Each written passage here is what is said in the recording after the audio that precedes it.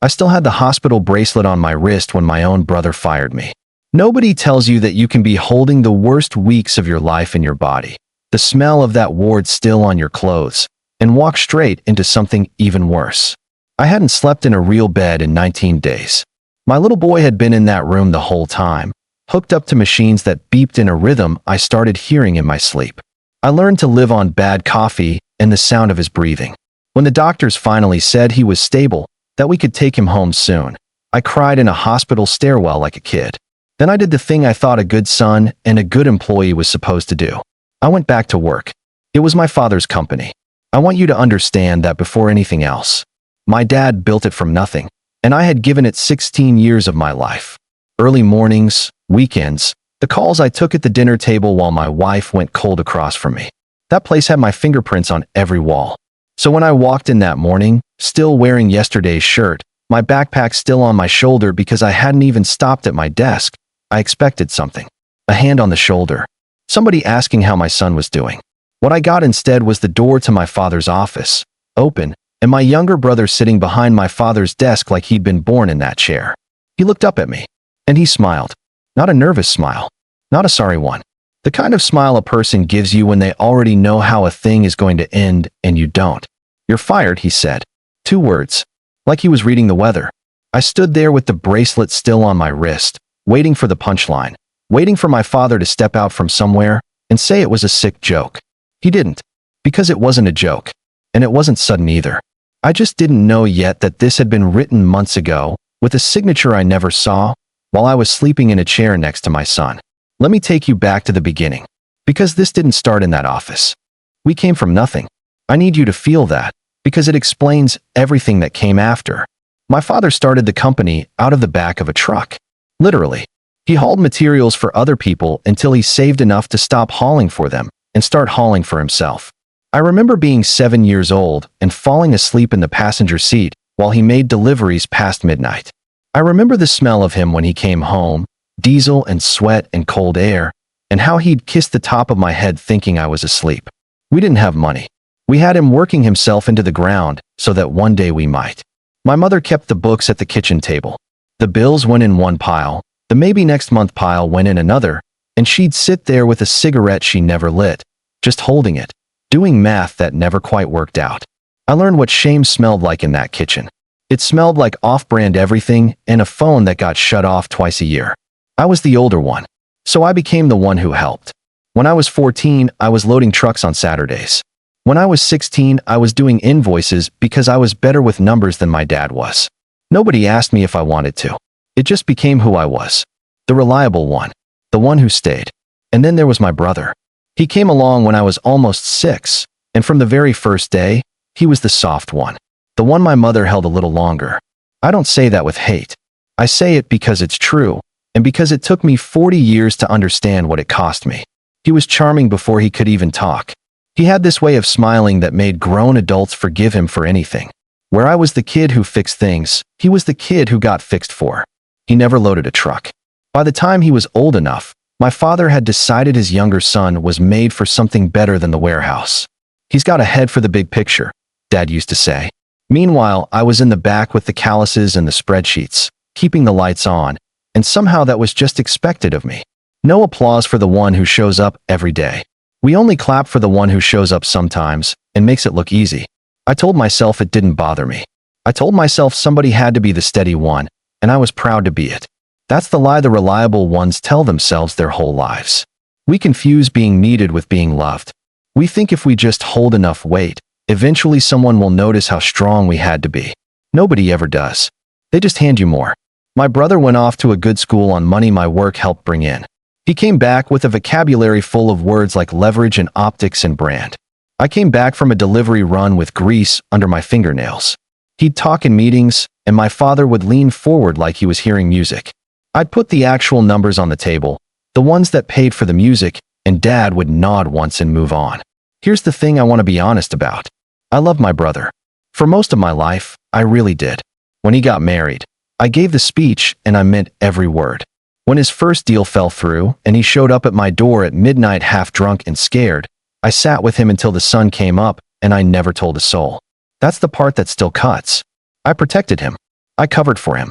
I genuinely believed that underneath the charm there was a brother who'd do the same for me.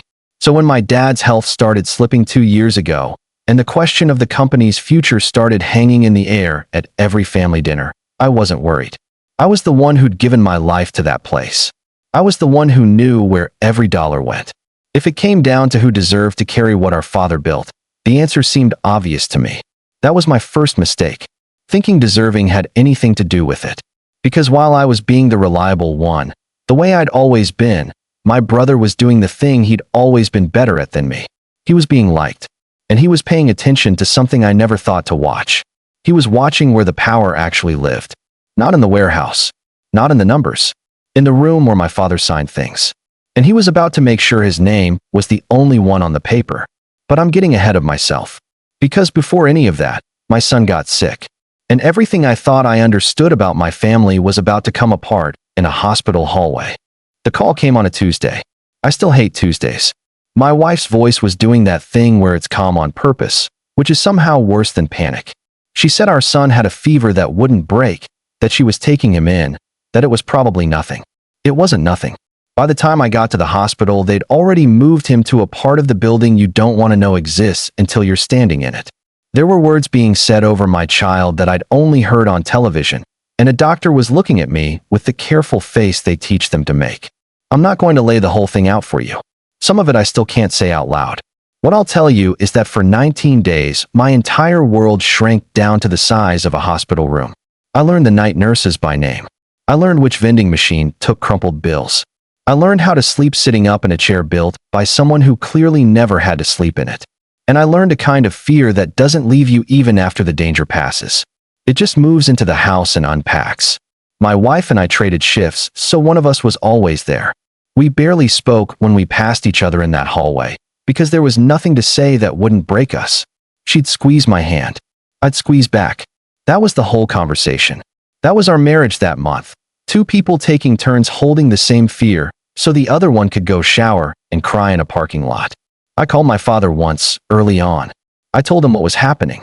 I told him I'd be out for a while, that I was sorry, that I trusted everyone to hold things down. You know what he said? He said, "Family first, son. Don't even think about this place." And I believed him. God help me, I believed him. Because that's the thing about the people who raise you. Even after they've shown you who they favor, even after a lifetime of small wounds, you still want their voice to be the safe one. You still hand them your trust like a kid handing over his whole allowance. Sure, they'll keep it for you. My brother called twice in 19 days. Both times the calls were short. Both times he asked how my son was doing, and then, somewhere in the second minute, he'd slide into a question about work. Where the client files were. Whether I'd already signed off on the quarterly numbers. Did I have access to the accounts on my phone, or was all that back at the office? I thought he was just trying to keep things running while I was gone. I actually felt grateful. I sat in that hospital and felt grateful that my little brother was covering for me, the way I'd covered for him 100 times. I didn't hear it for what it was. He wasn't asking so he could help. He was taking inventory. He was finding out exactly which doors I had keys to, so he'd know which locks to change. There's a particular kind of guilt that lives in a hospital. My wife carried it worse than me. She kept saying she should have brought him in sooner, that she should have seen it, that a good mother would have known. I'd tell her it wasn't her fault, that nobody could have known, and she'd nod and then say it again an hour later. That guilt doesn't listen to logic. It just sits on a mother's chest at 3 in the morning and presses down. I'd watch her watching him sleep, this woman blaming herself for a thing she didn't cause, and I'd feel so much love and so much helplessness that I thought my ribs would crack. We didn't tell many people how bad it really got. There's a pride in families like mine, the kind that come up from nothing. You don't air the worst of it. You don't ask for help, because asking feels like admitting you couldn't carry it. So we kept it small. We kept it quiet. And in that quiet, with my phone on silent half the time and my mind 1,000 miles from any office, I had no idea that a meeting was happening across town. No idea that papers were being drawn up. No idea that my absence wasn't being mourned. It was being used. On the 18th night, my son opened his eyes and asked for pancakes. I have never in my life been so happy to hear about pancakes. The doctor came in the next morning and said the words we'd been praying for. Stable. Improving. Home soon. I went down to that stairwell, and I cried until I couldn't anymore, the kind of crying that empties you out and leaves you light. And then, lighter than I'd been in weeks, sure that the worst was finally behind me, I made a decision that I'd replay 1,000 times after. I decided to go back to work the next morning, to show my face, to thank everyone for holding it together, to be the reliable one again. I had no idea I was walking straight into the ambush. I got there early. Of course I did. Old habits. I remember the parking lot was almost empty, just the cleaning crew's cars, and one I didn't recognize, a sleek thing parked in the spot that used to be mine. I didn't think much of it. I was running on 3 hours of sleep and a kind of fragile happiness, my son's face still in my mind, and I figured someone had just taken the space while I was out. Small thing. You don't notice the small things until later, when you go back over the whole morning frame by frame looking for the moment you should have known. The lobby was different. I can't fully explain how, but you know your own building, the way you know the smell of your own home. Something had been rearranged. There was new signage behind the front desk. The company logo, the one my father designed himself on a napkin 20 years ago, had been redrawn. Cleaner, colder, modernized. I stood there looking at it with my backpack on my shoulder, this stranger's version of the thing my dad built with his hands, and I felt the first cold finger of something I couldn't name yet. The receptionist was new. She didn't know me. When I told her my name and that I worked here, she gave me a look I'll never forget. Not rudeness. Pity. She glanced at her screen, then back at me, and something flickered across her face like she'd been told about me. Like I was a situation that had been discussed. Let me call up, she said. I told her not to bother. I knew the way. I'd known the way for 16 years. I took the stairs because the elevator was slow and I was eager. God, I was actually eager to get up there and be back. To be useful. To be home. I climbed those stairs 2 at a time with the dumb hope of a man who thinks he's about to be welcomed. The office floor was quiet. A few early people at their desks. And here's the part that still makes my stomach turn. They saw me. People I'd worked beside for years. People whose kids I knew by name. People I'd given raises to and stayed late to help. They saw me walk in and they looked away. One guy actually stood up like he wanted to say something, then sat back down and pretended to type. It was the looking away that told me. Before a single word was spoken, their eyes told me everything. They knew something I didn't, and they'd already decided it was safer not to be the one to tell me. I walked toward my office. Except the nameplate by the door wasn't mine anymore. It was his. I stood there reading my brother's name on the wall where mine used to be, and the floor tilted under me. I told myself there had to be an explanation. Maybe they'd moved me up. Maybe Dad had restructured things while I was out, and I'd been given something bigger. The mind does that, you know. In the half second before a catastrophe lands, it scrambles to build you a version where everything's still fine. The door to my father's office was open, and there he was, my brother, sitting behind our father's desk, in our father's chair, with our father's view behind him. He had a coffee in a cup with the new logo on it. He looked rested. He looked like he belonged. He looked like a man who had slept 8 hours every one of the nights I'd spent folded into a hospital chair. He looked up, and he smiled. I want to describe that smile to you exactly, because I've seen it in my dreams ever since. It wasn't cruel, not on the surface. It was worse than cruel. It was comfortable. It was the smile of a person who has already won so completely that he can afford to be gentle about it. There was no fight left to have. The fight had happened in rooms I was never invited into, and it had ended weeks ago. You look terrible, he said. Almost kind. How's the little guy? And for one insane second, I answered him. I started to say my son was okay, better, coming home.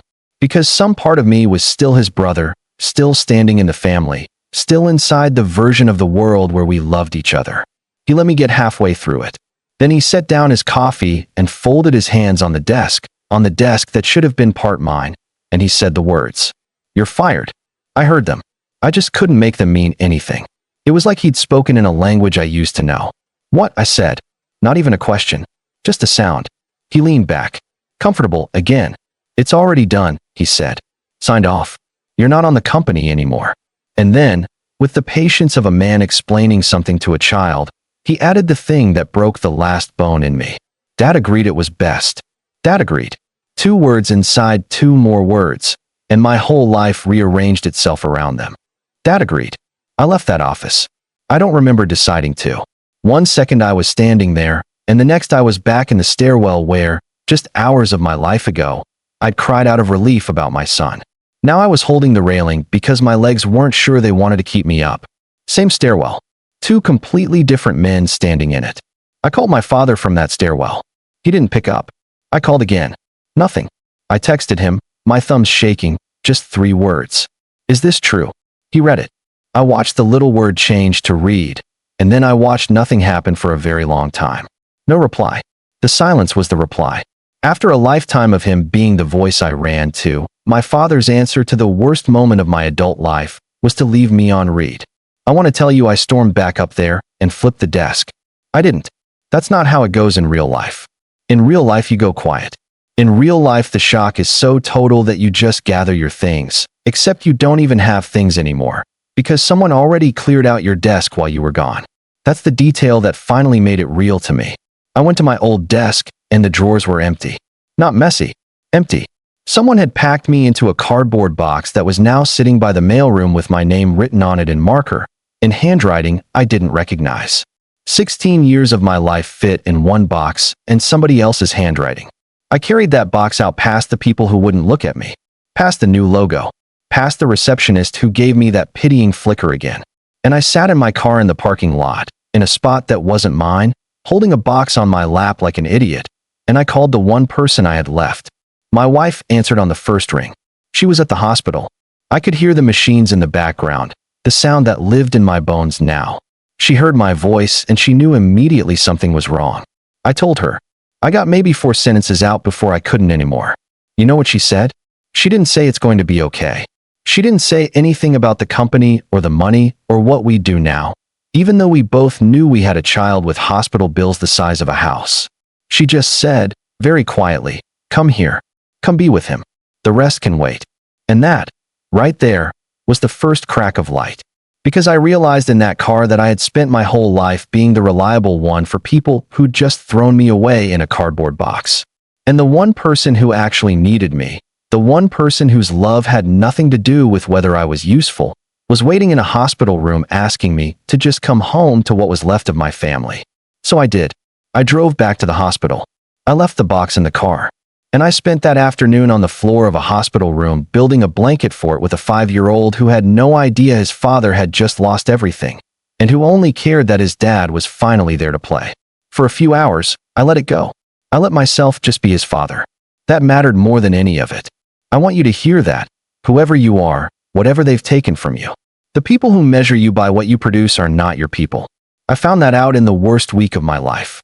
But here's the thing about a wound like this. The grief comes first. The questions come later. And that night, after my son fell asleep holding my finger, I sat in that chair in the dark and the questions started. Because something didn't add up. My brother was charming, yes. Liked yes. But he didn't know the business. He didn't know the numbers, the clients, the actual machinery of how that company stayed alive.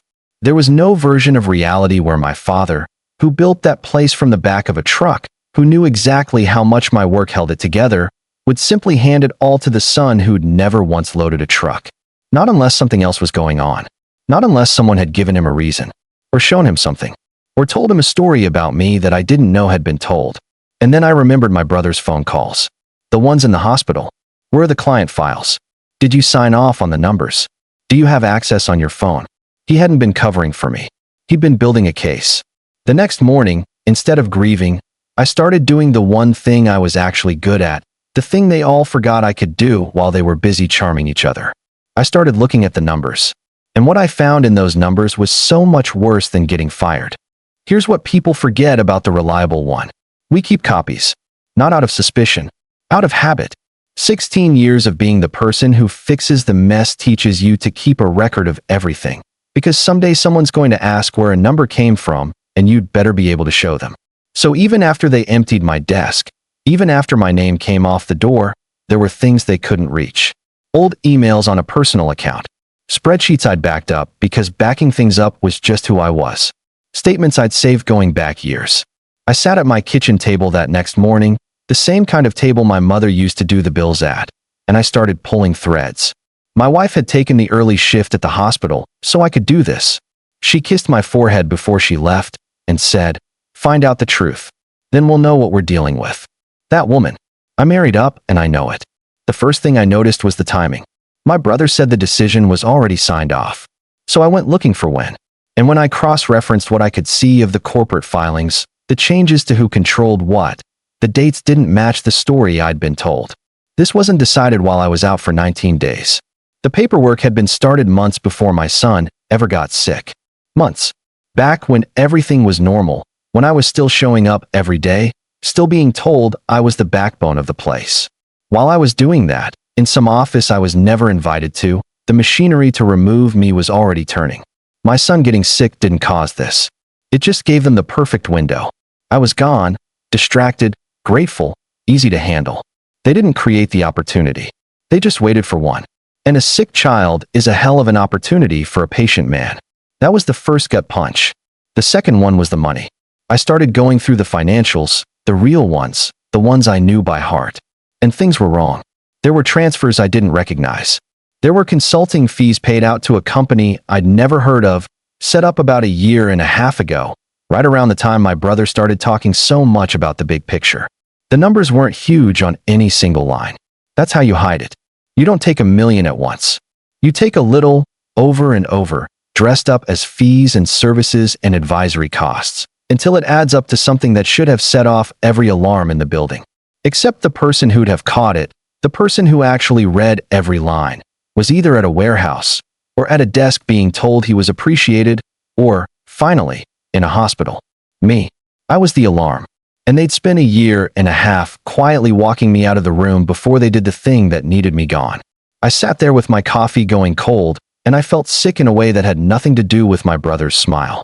Because this wasn't just sibling betrayal anymore. This wasn't just the golden child getting handed the crown. This was something with a paper trail. Something that, if I was reading it right, was a crime.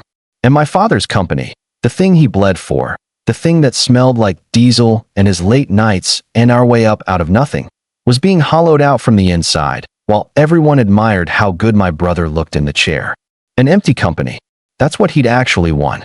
He'd fought so hard to sit behind that desk, and he didn't seem to understand, or maybe he understood perfectly, that there was less and less behind it every month. But the part that kept me up wasn't the money. It was a question I couldn't shake. My father wasn't a stupid man. Sick, slowing down, yes. But this was a man who could spot a bad invoice from across a room. There was no way my brother pulled all of this off without my dad seeing at least the shape of it. Which left me with two possibilities, and I hated both of them. Either my father had been completely deceived by his favorite son, made a fool of in his own company in his last good years. Or he knew, and he let it happen. And when I texted him 3 words from a stairwell, he left me on read because he didn't have an answer he could live with. I needed to know which one it was. I needed to look my father in the eye and ask him. Not for the company. The company was poisoned now, I could see that. I needed to know for me. For the kid who loaded the trucks. For the man who gave it 16 years. I needed to know if my own father had traded me away, and if he had, I needed to know what I was worth to him when he did it. So I drove to my parents' house. The house my work had helped pay for. And I knocked on the door of the man who raised me, with a folder of his company's secrets under my arm, and absolutely no idea that the truth waiting on the other side of that door was going to be worse than anything I'd found in the numbers. My mother opened the door. I hadn't planned for that. In my head it was going to be my father, and I was going to hold up the folder, and we were going to have it out, man to man, the way we never really had in my whole life. Instead it was my mom, smaller than I remembered, in her cardigan, with her reading glasses pushed up in her hair. And the second she saw my face, hers changed. She knew. Mothers always know. She knew why I was there before I said a word. And instead of surprise, what I saw on her face was something I'll spend the rest of my life trying to understand. It was guilt. "Come in," she said, real quiet. "He's resting. Sit with me a minute first." So I sat at her kitchen table. The same table, I swear, or close enough. The one where she used to do the bills with an unlit cigarette in her hand. And she made tea I didn't want, because that's what she does with her hands when her heart is breaking. And then she sat across from me, and she didn't make me ask. "I told him not to do it this way," she said. I begged him, and there it was. Not deceived, not fooled. He knew. My father knew. I think I'd been holding on to the first possibility like a life raft. The idea that my dad had been tricked, that somewhere in him he still loved me the most, and had just been played by the charming son. That version let me keep my father. The version my mother was handing me across the tea took him away. She talked for a long time. I mostly listened. And the story that came out wasn't the simple one I'd built in my head, the cruel brother and the blind father. It was older and sadder than that, and it went back further than I ever knew. My father, she told me, had grown up with a brother of his own, an older brother. I'd heard the name maybe twice in my life, an uncle who died before I was born, who the family just didn't talk about. And the reason they didn't talk about him was this. When my grandfather died, he left everything, the small family business, the house, all of it, to my father's older brother, the reliable one, the one who'd stayed and worked. And my father, the younger one, the charming one, the one who'd left and lived a little and come back, my father got nothing. He was cut out completely. He spent years furious about it, convinced he'd been robbed of his birthright by an old man who only valued the son who put in the hours. I sat there with my tea going cold for the second day in a row, and I felt the ground move under me again. Because do you see it? Do you see what my mother was telling me without saying it directly? My father had spent his whole life as the younger brother who got nothing. And somewhere along the way, in a place so deep he probably never said it out loud even to himself, he'd decided that this time, in his company, with his sons, the younger one was not going to lose. He was going to make sure of it. He was going to correct an old wound from his own childhood by reopening the exact same wound in mine, just with the brothers reversed. I was living out my father's trauma from the other side. I was the older brother who stayed and worked and assumed the legacy was his by right. And in my father's broken arithmetic, that made me the villain of his childhood, the one who'd take it all, without ever realizing it. Every time he praised my brother's big picture thinking and overlooked my calluses, he was settling a score with a dead man, using me as the stand-in. He doesn't see you, my mother said, and her voice finally broke. He sees his brother. He's been fighting his brother his whole life. And you just had the bad luck to be born first. I asked her the only thing that mattered. I asked her if she knew about the money, the fees, the company being hollowed out. She looked down at her hands. And in that look I got my answer, and I understood the guilt I'd seen at the door. She knew something was wrong with the money. She didn't know all of it, maybe didn't want to, but she knew enough. And she'd stayed quiet, the way she'd stayed quiet at that kitchen table for 40 years, doing the math that never worked out and never saying the thing out loud. A mother's silence has a price. She'd been paying it her whole marriage, and now the bill had come due. And it was sitting across from her in the form of her firstborn son, holding a folder full of proof. He's in the back room, she finally said. Go on. He's waiting. He heard your car. I stood up. My legs were heavy, and I walked down the hall of my parents' house toward the room where my father was lying. The man who'd loved me as much as he was able to, and a great deal less than I needed, and I still didn't know what I was going to say. Whether I was there for an apology, or a confession, or just to look at him one last time before I lost him for good. He was sitting up in a chair by the window, not in bed. He'd made the effort to be up, to be dressed, to receive me sitting like a man and not lying down like a patient. That was him to the bone. Even now, even here, pride was the last thing the illness was going to take. He looked smaller than the father in my head. They always do, when the day finally comes. The big man who'd carried materials on his back and built an empire from a truck was a thin shape in a cardigan, with hands that shook a little where they rested on the armrests. And his eyes, when they found mine, were clear. That was the thing that hurt. He wasn't confused. He wasn't slipping. He knew exactly who I was and exactly what he'd done. I'd brought the folder. I set it on the little table between us. I didn't open it. I didn't need to.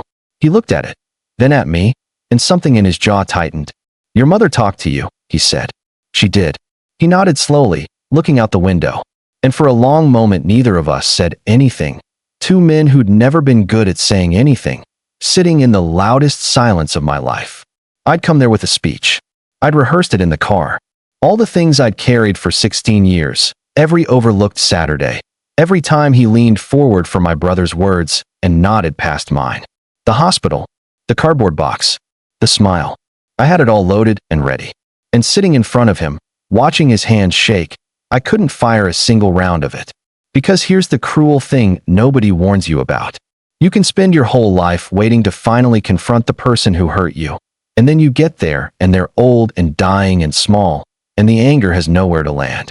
It just hangs in the air between you, useless. So I asked him the simple version. Why? And my father, who never explained himself to anyone, who I'd never once heard apologize in my life, looked at me with those clear eyes and told me the truth. Not all at once. In pieces. The way men like him say things. He told me about his brother. The same story my mother told, but from the inside, and it was worse from the inside. The bitterness in his voice was 40 years old and still fresh, like a wound that never got air. He talked about being the one who left, the one his father called unreliable, the one who got nothing, and how it had eaten him alive his whole life. How he'd promised himself he'd never let his own family run on that cold arithmetic of who worked the most. I didn't want you to be him, my father said. And his voice cracked on the word. Your uncle. I didn't want you to win just because you stayed. I wanted to give the one who wasn't built to fight a chance to have something. I didn't want history to repeat itself. And I sat there and I realized the most heartbreaking thing of all. He thought he was breaking the cycle. He genuinely believed he was being fair, being kind, protecting the underdog. He had no idea, none, that he'd just recreated the exact same injustice with the names swapped. He'd been so busy not robbing the younger son the way he'd been robbed that he never once noticed he was robbing the older one instead. He'd spent 40 years furious at his father for not seeing his worth, and he turned around and did the identical thing to me, and he could not see it. The blindness had passed down, father to son, like an heirloom nobody wanted. You did it to me, I said. My voice was steadier than I expected. Everything you hated him for doing to you. You did it to me. You just told yourself a nicer story about why. He didn't argue. That was the worst part. He didn't defend himself. He just looked at me, and his eyes filled, and he said, I know. 2 words. The same number of words my brother used to fire me. But these 2 cost him everything. Then I told him the rest. I opened the folder. I showed him the fees, the transfers, the company set up a year and a half ago, the slow hollowing out of the thing he'd built from nothing. And I watched my father's face as he understood what his favorite son was really doing with the kingdom he'd handed him. Not running it, draining it. And that right there, was the moment the whole thing turned. Because up until then my father thought he'd made a hard but loving choice. He thought he'd protected the soft son and disappointed the strong one, and that history would forgive him for it. He did not know he'd handed his life's work to someone who was quietly setting fire to it. The man who'd never shown weakness in front of me put his shaking hand over his mouth. And for the first time in my entire life, I watched my father cry. I'd waited my whole life to see my father feel something for me. And now that he finally did, it was grief, and it had come decades too late to fix anything. That's a strange thing to hold in your hands. The exact thing you wanted, delivered when it can no longer do you any good. He wanted to fix it. Right there, in the chair, he started talking fast about lawyers, about reversing things, about how he'd sign the company back to me, how he'd make it right. And I let him talk himself out, because I understood that the talking was for him, not for me. It was a dying man trying to die a little less guilty. When he ran out of words, I told him the truth, the one I'd figured out somewhere between the kitchen and that room. I don't want it, I said. He looked at me like I'd spoken in tongues. To him, the company was everything. It was his worth, his proof, the answer to a wound from his own childhood. The idea that his son could look at that prize and turn it down didn't compute. But I meant it. And I need to explain why, because this is the part I'd want you to hear if you were sitting across from me. I'd spent 16 years believing that if I just carried enough, gave enough, stayed reliable enough, I'd finally earn the love I was owed. The company was the altar I kept sacrificing on. And sitting in that room, I finally saw the whole shape of my life. And I saw that the prize itself was the trap. If I took the company back, I'd just be doing it all again. I'd be the older brother defined by what he holds, measured by the legacy, proving his worth through the thing instead of the man. I'd win my father's wound instead of inheriting my own life. I'd hand the exact same poison down to my own son someday. The belief that you are what you produce, that love is a thing you earn by carrying weight until your back breaks. I have a 5-year-old who, 3 weeks ago, I almost lost. A kid who doesn't care what's on a nameplate. A kid who only wanted his dad on the floor building a blanket fort. That child taught me more about what a man is actually worth in 19 days than my father taught me in 40 years.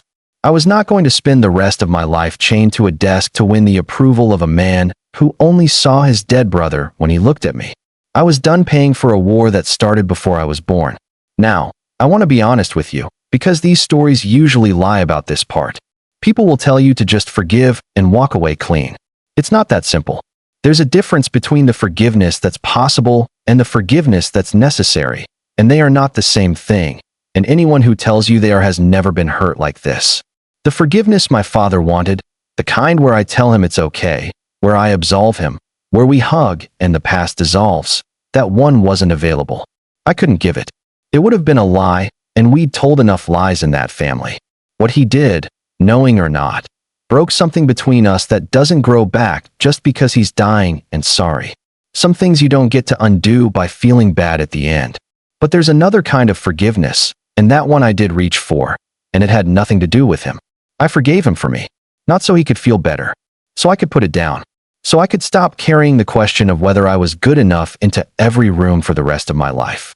I looked at my father, this small, frightened man who'd let an old wound run him in circles until he wounded his own child, and instead of hating him, I felt something closer to pity. He'd won his whole war. He'd made sure the younger son got everything, and he was going to die watching that everything turned to ash in his favorite son's hands, alone with the knowledge of what he'd traded away to get it. I didn't have to take revenge on my father. Life was already taking it for me, slowly, in that chair by the window. Before I left, he grabbed my hand. His grip was weak, but he held on hard. "What do I do?" he said. "Not about me. About the company. About my brother. About the fire he could finally see burning the thing he'd built." And I realized he was asking me to fix it. One last time. To be the reliable one, even now, even after everything. To clean up the mess the favorite made, the way I always had. I looked at my father, and I made the decision that this whole story had been driving toward without me even knowing it. I told him no. Not cruelly. I just took my hand back, gently, and I told him that this was the one mess I wasn't going to clean up. That I'd spent my whole life being the answer to other people's disasters, and I was finally going to let a disaster belong to the people who built it. My brother wanted the company. He'd lied for it, schemed for it, fired me from a hospital bracelet for it. He could have it. All of it. Including what it was about to become. Because here's what I understood that my father, even then, couldn't. I didn't need to destroy my brother. I just needed to stop saving him. For our entire lives, every time he drove something into the ground, I was there to pull it back out. Me, covering, fixing, protecting. He'd never once faced the full weight of his own choices, because I'd always been standing under it, holding it up so it wouldn't land on him. Not anymore. I was setting the weight down, and he had no idea how much of it I'd been carrying. The company he stole was already rotting from the fees he'd been skimming. The clients who stayed because of relationships I'd built over 16 years, and those relationships walked out the door the same week I did. The people who actually knew how the machine ran were loyal to me, not to a smile in a nice chair. Within a year, the thing my father bled to build was a name on a door with very little left behind it. My brother finally had the throne. He just hadn't noticed the kingdom was on fire, and the only man who knew how to put it out had walked away for good. That's the thing about inheritance. It isn't what you're handed. It's what you're trusted with. My brother was handed everything and trusted with nothing, and so everything became nothing in his hands. I was trusted with nothing and handed a cardboard box, and I walked out with the only inheritance that ever mattered, finally knowing what I was worth without anyone's permission.